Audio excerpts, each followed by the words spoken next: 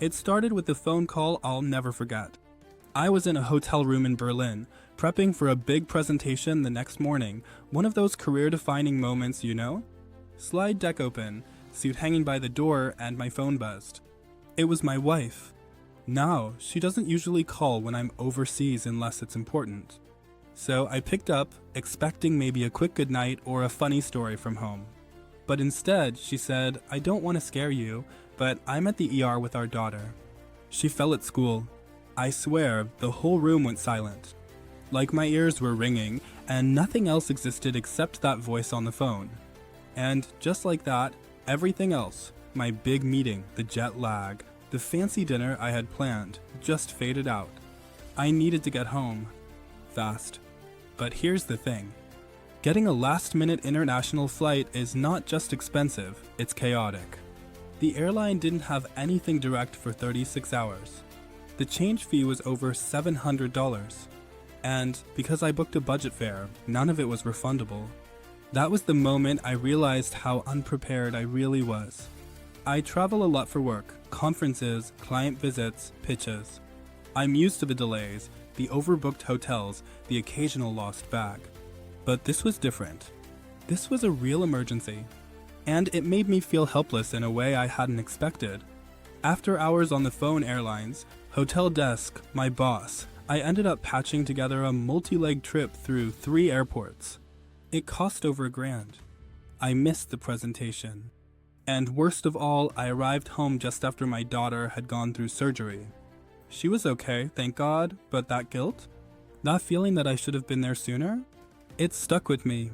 And yeah, I could have blamed the airline or my company's travel policy or just bad luck. But truthfully, I had never bothered to get travel insurance for work trips. It just seemed like something people did for backpacking trips or honeymoons. Not buttoned-up business travel with suitcases and spreadsheets. After that trip, I started looking into it. I wanted to know what I could have done differently. And that's when I came across Aura's. Just a random recommendation from a friend over coffee.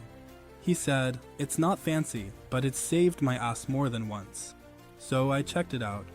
Turns out, it's actually built for people like me, frequent travelers who aren't always on vacation.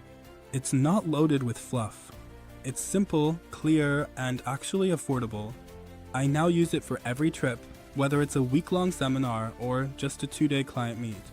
And no, this isn't some plug or sponsorship or whatever. It's just become one of those non-negotiables, like noise-canceling headphones or a passport wallet. I don't think about it much. I just tap a few times, and it's done. There was another trip a few months ago, San Francisco. Flight got cancelled last minute due to some freak fog thing. Everyone was scrambling, rebooking, panicking. I just filed a claim and booked a new flight. Aura's had me reimbursed within a few days. No drama. The thing is, you never think the bad stuff will happen to you. Especially not when you're just doing your job, following your calendar. But it does. And when it does, being able to act instead of panic. That's what makes the difference. If there's one tip I'd give to anyone who travels for work, especially if you've got people at home who count on you, it's this. Treat travel insurance like a seatbelt. You don't put it on because you're expecting a crash. You wear it because you might not see the curve coming. Anyway, I'll drop the link to Aura's in the description, or you can just look it up. It's not flashy, but it works. And honestly, that's all I need. Alright, that's it from me. If you're heading out soon, be safe. And maybe, just maybe, don't skip the insurance this time.